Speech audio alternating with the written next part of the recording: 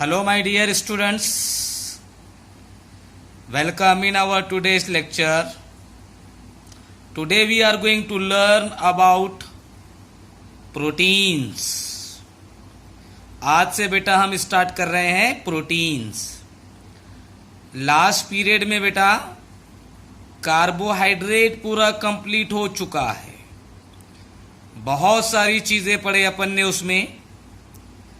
Meaning of carbohydrate, then classification of carbohydrate, preparation of glucose, physical and chemical properties of glucose, then cyclic structure of glucose, cyclic structure of fructose, then structures of disaccharide, structure of lactose, maltose, sucrose, then structure of polysaccharide, cellulose and starch. Now today we are going to learn proteins, P-R-O-T-E-I-N-S, proteins. You know that protein is a very much important part of our body. Our growth totally depend upon the proteins. हमारी जो growth है बेटा वो totally बेटा protein पे depend है. And every part of the living organisms are made from the protein. Living organism का हर पार्ट बेटा क्या है बेटा, प्रोटीन से बना हुआ होता है.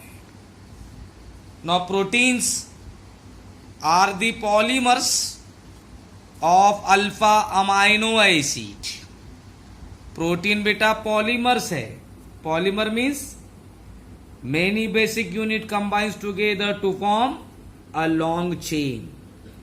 सो proteins are the polymers of alpha amino acid.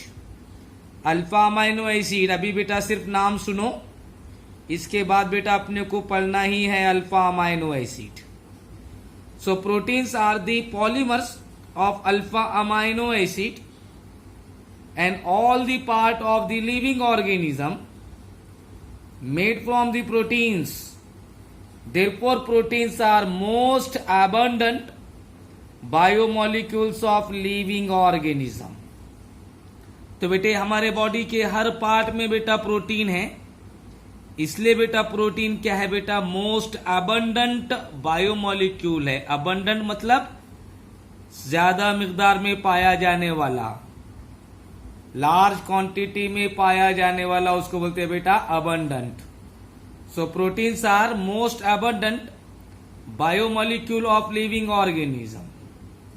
Now proteins are responsible for the construction of new cells and tissue. बेटे प्रोटीन का काम है नए सेल्स और नए टिश्यू बनाना. जैसा बेटे we know that our body is made from the cells. Cell combines to form the tissue. Tissue combines to form the organs.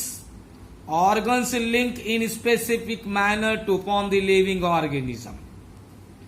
तो बेटे प्रोटीन का काम है नए सेल्स बनाना और बेटे tissue banana.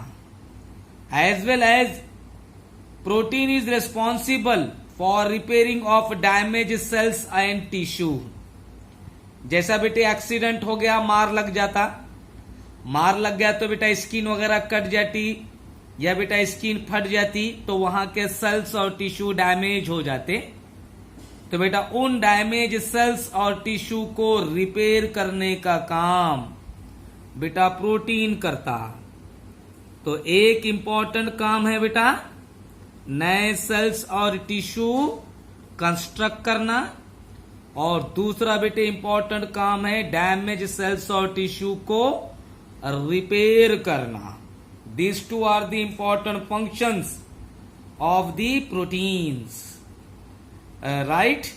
Now this name protein is given from the Greek word proteios. P-R-O-T-E-I-O-S, proteios. बेटा प्रोटीन नाम जो दिए बेटा, ये जो नाम प्रोटीन दिखाई दे रहा ना, So this name protein is given from the Greek word proteose, and proteose means first और प्राइम इंपॉर्टेंस। प्रोटियोस का मतलब होता है बेटे फर्स्ट और प्राइम इंपॉर्टेंस, राइट। जो बेटे सबसे इंपॉर्टेंट होता है, जो बेटा बहुत जरूरी होता है, उसे बोलते हैं बेटा फर्स्ट और prime importance.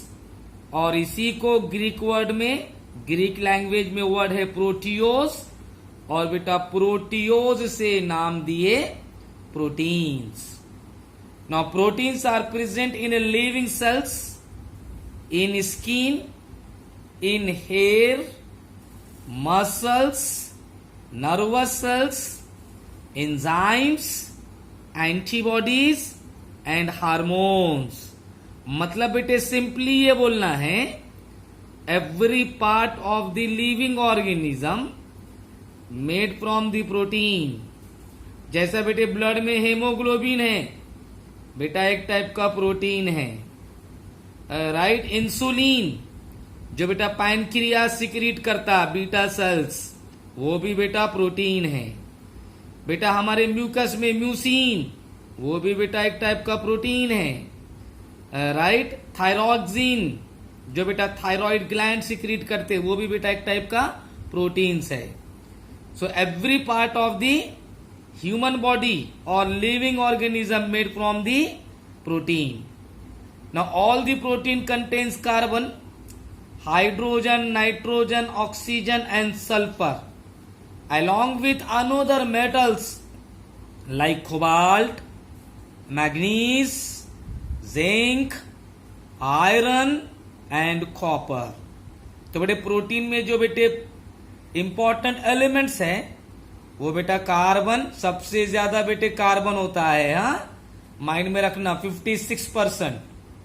So it contain the carbon, hydrogen, nitrogen, oxygen, sulphur, और बेटा इनके साथ साथ कुछ बेटा मेटल्स होते हैं, iron, cobalt, copper, zinc, manganese, ये सब। जैसा बेटे हेमोग्लोबिन, इसमें होता है बेटे आयरन मेटल होता है ना, वैसे बेटा क्लोरोफिल, क्लोरोफिल में होता है बेटे मैग्नीशियम मेटल।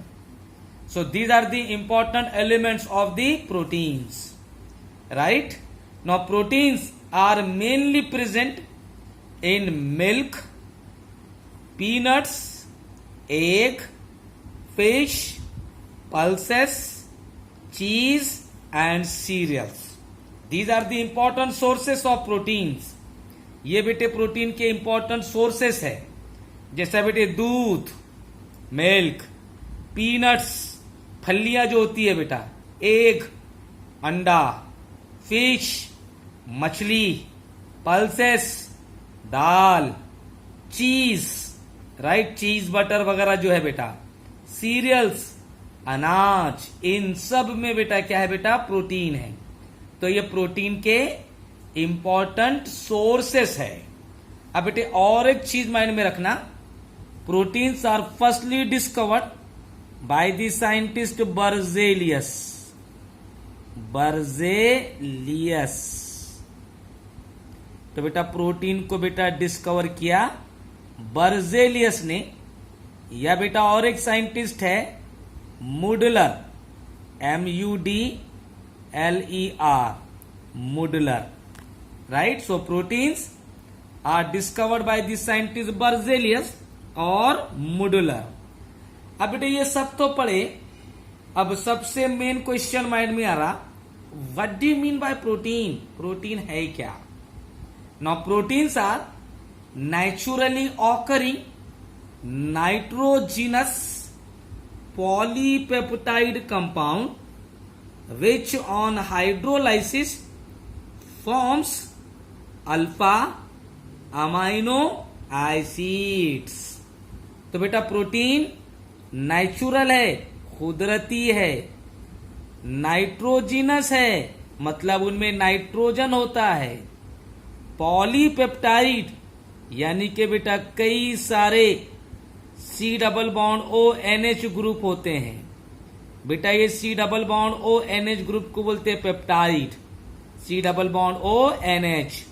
पॉलीमर में हमने पढ़ा हुआ है नाइलॉन 66 पॉलीपेप्टाइड पॉलीमर, याद आया? चलो नहीं भी याद आया तो कोई बात नहीं। तो बेटा polypeptide C double bond O NH। तो बेटा प्रोटीन कुदरती तौर पर पाए जाने वाले वो नाइट्रोजिनस पॉलीपेप्टाइड कंपाउंड है जो बेटे हाइड्रोलाइसिस होने के बाद क्या फॉर्म करते बेटा? अल्फा अमाइनो एसिड फॉर्म करते। क्या फॉर्म करते? Alpha amino acid. बेटा इसीलिए तो हमने पहले बोले proteins are the polymers of alpha amino acid, बोले ना? हाँ। So what are proteins?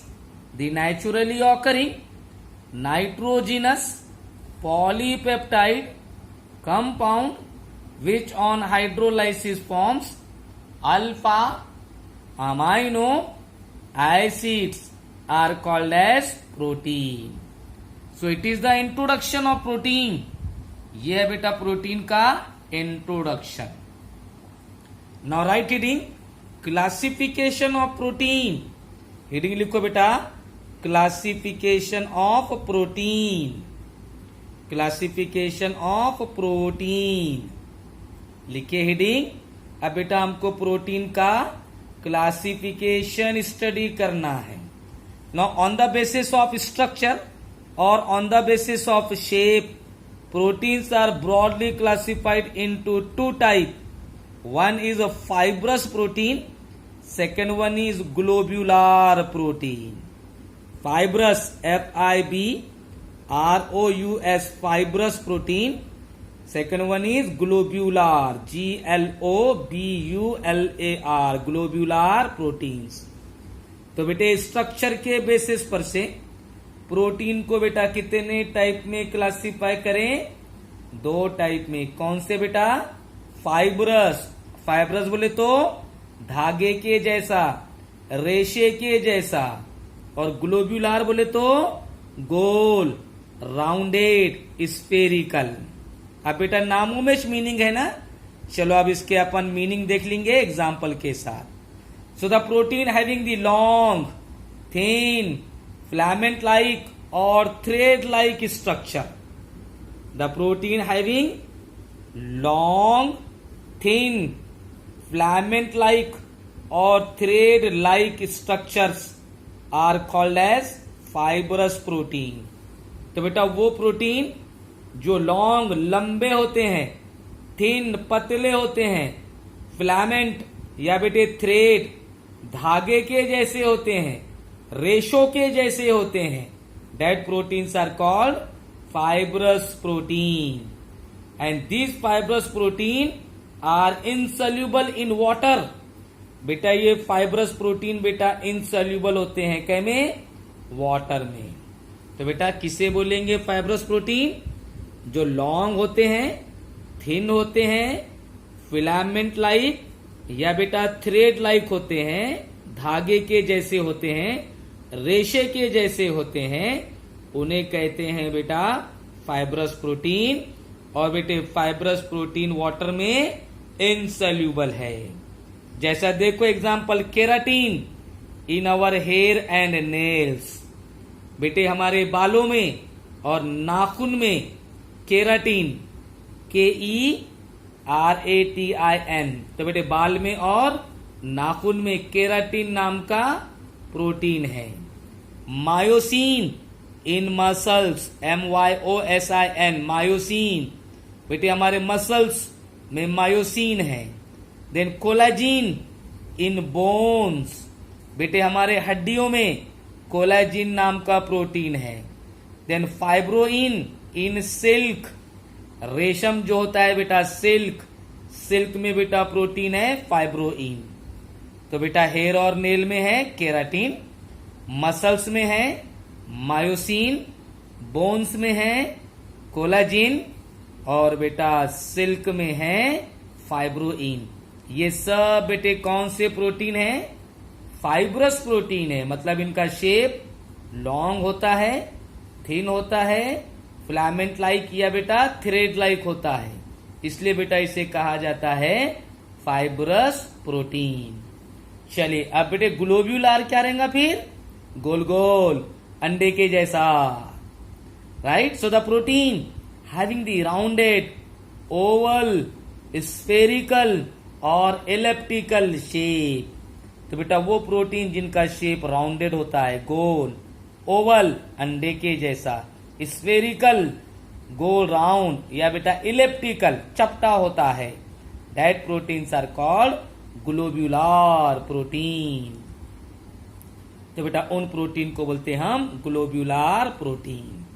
For example albumin, albumin, right. वैसे बेटा ग्लोब्यूलिन, यहां नहीं लिखा मैंने ग्लोब्यूलिन, ये बेटा एग में प्रेजेंट होता है, अल्ब्यूमिन, ग्लोब्यूलिन। वैसे बेटे हेमोग्लोबिन, हेमोग्लोबिन पढ़े ना आपने, आरबीसीज, आरबीसीज का बेटे शेप राउंडेड इलेप्टिकल होता है ना। इंसुलिन, ये बेटा secreted by beta cells of pancreas. वैसे बेटा म्यूसिन, जो बेटे हमारे थूक में होता है, लुआब में होता है, वो है बेटा mucin. So albumin, globulin, haemoglobin, insulin, mucin, ये सब के सब बेटा क्या है बेटा? ग्लोब्यूलर प्रोटीन है। So these are the two types of protein, fibrous protein, globular protein, right. Now we will study about alpha amino acid. Right heading, alpha amino acid. Yes, so alpha amino acid. Now the name itself indicates its meaning. बेटा अगर ध्यान से देखे तो इसके नाम में meaning है। Acid means containing COOH group, तो बेटा जिसमें COOH होता है that is called carboxylic acid. Amino means NH2 group, alpha carbon first carbon from carbonyl carbon. तो बेटे कार्बोनिल कार्बन से पहला कार्बन उसे बोलते बेटा हम अल्फा कार्बन, याद आया? यस।